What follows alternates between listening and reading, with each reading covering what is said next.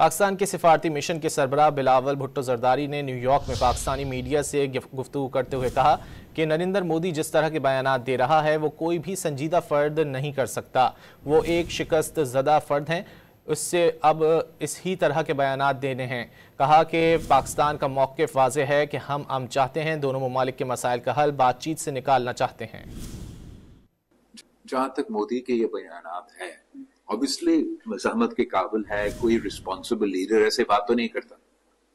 آپ مجھے دکھائی کون سا سپر پاور ہے؟ اس وقت دنیا بھر میں سپر پاورز ہیں، کسی ایک سپر پاور نے اس قسم کا زبان استعمال کیا؟ یہ مودی کا چھوٹا پن دکھاتا ہے۔ It is a reflection on his character, not on us.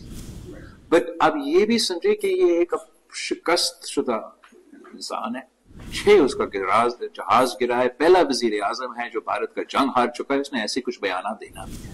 تو آپ اس انداز سے یہ دیکھ لیں، پاکستان کو اپنا موقف جو ٹھوس موقف ہے کہ ہمیں امن چاہیے، ہمیں بات چیت چاہیے، ہمیں یہ جواب دیتے رہے دنیا کے سامنے بے نقاب ہو جائے گا کہ ایک طرف ایک ملک کہہ رہا ہے کہ بات چیت کرے، امن قائم کرے، دوسرا کہہ رہا ہے کہ میں ایک دن آپ کا پانی روک دوں گا، میں آپ کو بچوں کو گولی کھلا دوں گا۔ تو یہ تو I think it shows, it reflects more on them than it does.